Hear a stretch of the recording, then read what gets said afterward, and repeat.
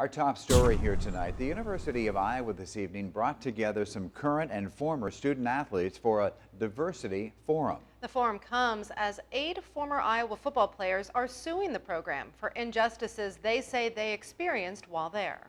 Iowa City area reporter, that is Travis Breeze. Travis, live for us again here tonight with some of the thoughts on the current state of athletics at the University of Iowa.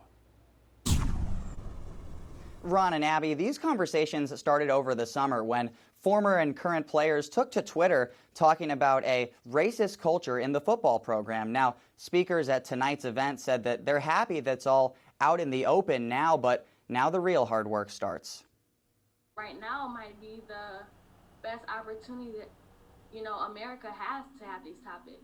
Those who've studied and lived through the challenges of college sports say Iowa players are making important statements this year. In a post-George Floyd world, to see someone from Iowa stand up, to see Clemson football, Alabama football, Texas football, Kansas State men's and women athletes step up, I think that was inspiring because they have a lot to risk by doing that. Former football players like Jaleel Johnson and Desmond King attended Iowa City protests this summer. Many more shared lived experiences on social media. Head coach Kirk Ferentz has received the criticism openly. Talking about the fact that, they need to listen better, they need to do some things to change, right? So he was super receptive to it.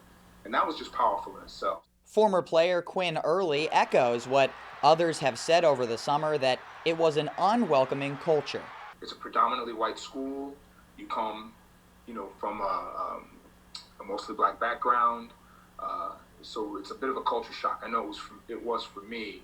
They feel the program is headed in the right direction now, but uncomfortable conversations will have to continue. If I see something or hear something that's racist, I need to be able to stand up in that situation, whether if it makes me uncomfortable or not. But if I don't have the courage or the confidence to be able to do that, then how can I sit here and expect things to change?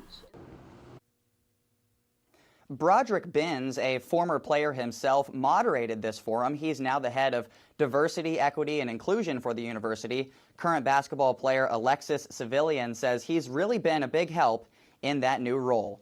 Reporting live in Iowa City, Travis Breeze, News 7 KWWL. All right, Travis, thank you very much. Yeah, important, very timely conversations. In fact, this week, remember in our earlier reports, we announced that those 8 former football players are going to sue the program, but they are dropping their $20 million settlement demand. And again, the lawsuit is still ongoing, and one of the demands is the firing of head coach Kirk Ferentz.